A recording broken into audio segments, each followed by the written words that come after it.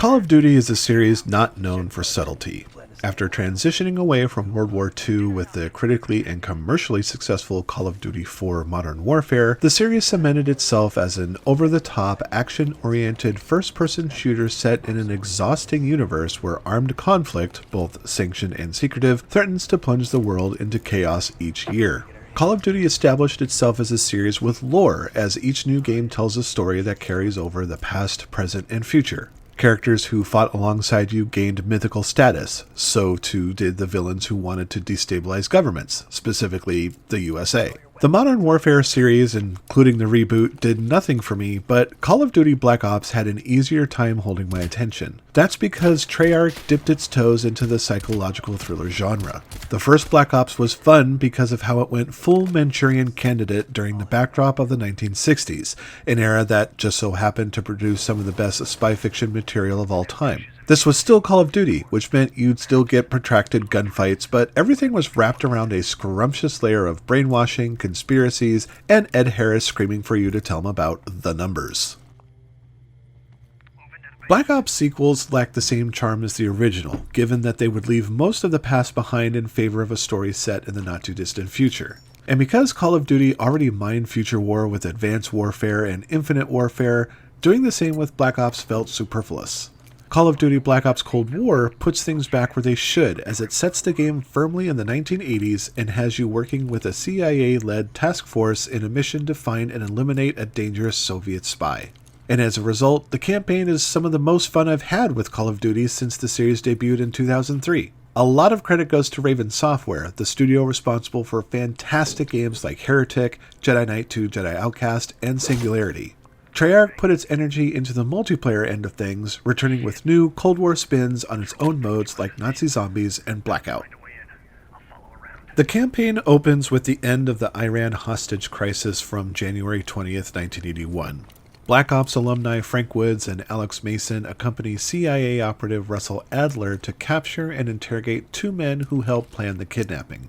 After a dramatic firefight involving a cargo plane and an explosive RC car, one of the targets alludes that the whole thing was orchestrated by Perseus, a Russian spy thought to be dead. Given their blessing to perform, it's probably really illegal Black Ops missions by Ronald Reagan, whose appearance is given the strangest amount of misguided gravitas, to find and eliminate Perseus for the good of America. Adler's team includes Woods and Mason, both of whom have to be pushing 50 years old at this point, a few of Adler's contacts, and you! You'll generate a player character whose personality is defined by a dossier that specifies a gender, place of birth, skin color, and government affiliation of your choosing. You can write in a full name, but for the benefit of the voice actors, you'll only be referred to the nickname Bell. However, should you assign a pronoun, the character's dialogue will reference that whenever they speak to or about you. What really matters most about the dossier are the psychological profiles. These give your character a passive benefit in the game, like faster reloading, longer sprinting, and quicker ADS speed. A defining characteristic of Cold War's campaign is choice. Beyond those missions that have you running around and shooting guns at people, others favor a stealthy approach. These missions feature alternate paths, multiple dialogue options, and secondary objectives within play areas that are large enough for you to avoid combat if you want. Using a spy camera, enemy soldiers can be marked that makes them viewable at a distance and through solid objects. An awareness icon lets you know if soldiers can see you snooping around. Should you accidentally get spotted, a gunfight breaks out without penalty. The optional objectives are often placed along the central route, so they aren't too hard to miss. In one mission, I broke off from the main path just a bit to locate an informant to intervene on his torture at the hands of the enemy. I was then given a choice: set him free or kill him to prevent a possible second capture and another chance at giving up his allies. I chose to spare him, only to see him pop up later in a way that left my compatriots feeling more than a bit raw. Call of Duty's combat engagements are often relentless enough to the point of exhaustion, so I really appreciate Raven giving me the time to feel like I'm playing James Bond. Cold War is at its best when it lets you get into some spy hijinks with cool era-specific gadgets. In one situation, I was tasked with infiltrating a suspect's home in an attempt to locate a briefcase with sensitive information. Completing a mission usually takes you back to Adler's safe house where his crew commiserate on the events that transpired. Something that I really liked about the safe house were the 2 side missions that require you to puzzle out information to unmask Soviet spies and hacking an encrypted floppy disk containing the location of a rogue agent. These missions have a soft lock and cannot be played unless you've gathered the necessary evidence found tucked away in the campaign's primary missions. It's a great concept, but they're quite limited in scope. Once you've gotten all the information needed to uncover the whereabouts of the target, you're sent to a standalone area filled with respawning enemies and a ticking clock that limits the amount of time you can spend before the target flees. It's too bad these missions make such little splash in the grand scheme of things. The puzzle portions of these operations are great, but the execution is just more of the same shooting gallery you've been doing already. Additional operations could also have helped add longevity to the campaign. For all the nifty things Cold War's campaign offers, it ends far quicker than I expected. The contrived final act is a wild ride because it feels a little too close to the original game, and it has a massive exposition dump that makes it very difficult to suspend any feelings of disbelief. All of this had me wondering if Raven ran out of ideas to keep the chase for Perseus going longer. The campaign is easily replayable because there are many opportunities to make different choices, but I was left wanting more. I suppose then, multiplayer is left to address the deficit of the campaign. As someone who spent more time online with 2019's Modern Warfare than any other game before it, I'm left feeling a little conflicted. Cold War's basic multiplayer offers modes I'm pretty familiar with and enjoy. Team Deathmatch, Kill Confirmed, Control, and Domination round out VIP, Search and Destroy, and Free for All. However, the absence of modes I liked, Infected and Gun Game, are absent.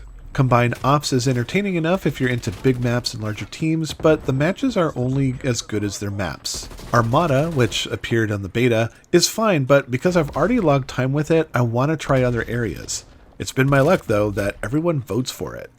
The core modes, however, are really fun because the maps are great. Built around areas where Perseus has stoked the flames of conflict, you'll take sides as either the CIA or Warsaw Pact and shoot it out on the streets of 1980s Miami, my favorite, the crash site of a downed satellite, an urban zone in Moscow, another favorite, and a cartel mansion situated near an airfield. There aren't a whole lot of maps on the menu right now, but it's almost expected that more will be added throughout the game's lifecycle. I'm personally hoping they will toss in an area from the campaign designed to look like an American suburb tinged with the right amount of neon. Warzone, Infinity Ward's answer to the Battle Royale genre, has a place here if you're still into it, but Treyarch has changed the formula just a bit to debut Fireteam. Borrowing elements from Blackout and Warzone, you'll work with a group of other players in Dirty Bomb, a game type that has each team collecting as many units of uranium, either from caches or downed players, to activate a small nuke that creates debilitating effects for players caught up in the blast zone. I was never the biggest fan of Warzone because I don't care much for the Battle Royale format, but because Plunder and now Dirty Bomb give me an objective to complete that lets me keep playing until the match ends, as opposed to not winning the 1v1 in the Gulag, I'm more receptive to it. Dirty Bomb is the only Fireteam gameplay option right now, but I'm interested to see what other activities Treyarch comes up with in the future. Treyarch devotees are likely to congregate to their most notable online activity, Nazi zombies. The mode never really held my attention, mostly because I never had anyone to play with and I tend to be wary of pickup groups. And while the mode went on to be this epic story within a story, I felt pretty lost by the fiction. Thankfully, the reason why there are Nazi zombies takes a backseat to fascinating wave-based gameplay built around the goal of uncovering a secret base while fighting and defending against the growing threat of the undead. Points are earned from killing these monsters and are used to repair defenses, earn new guns, and open up new areas of the map.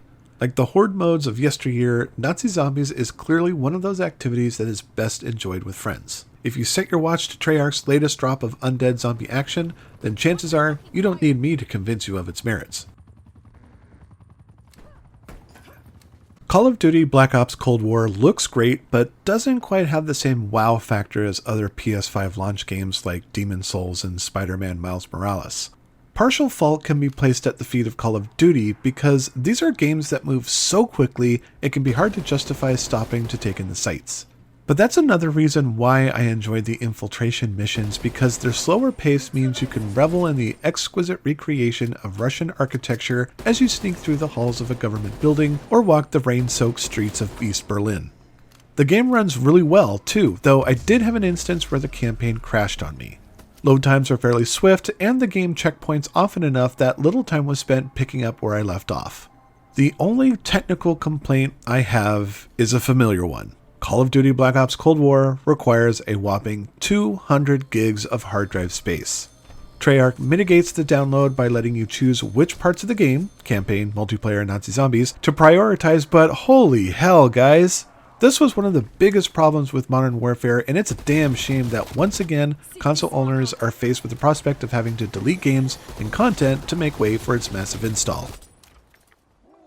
The DualSense controller does its best to simulate the practice of firing a gun thanks to the new haptic feedback system. Instead of tapping the trigger to fire a weapon, you'll have to physically squeeze it because of the amount of resistance programmed into the feedback.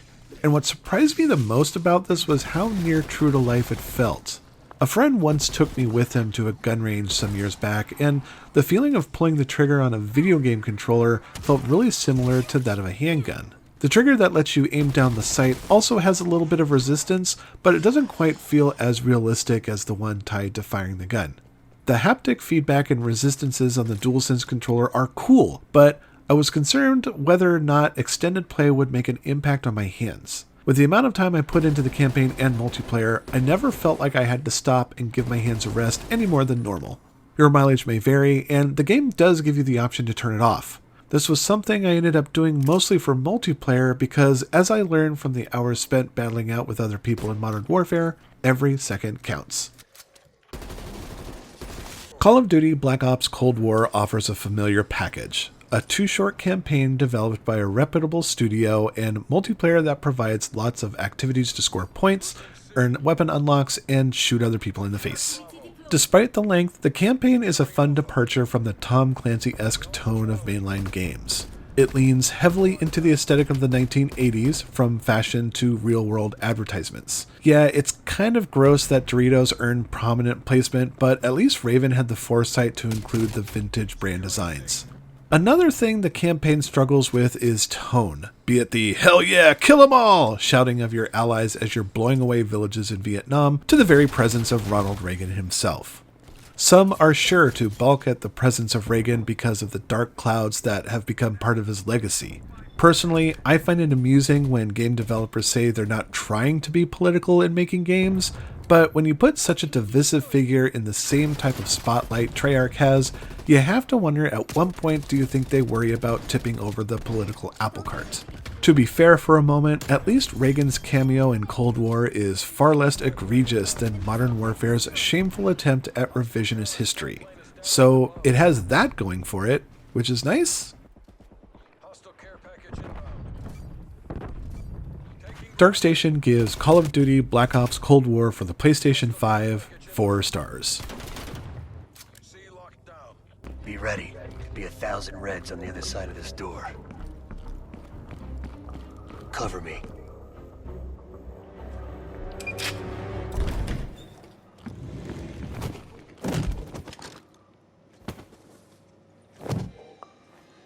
Not a fucking word, Bill.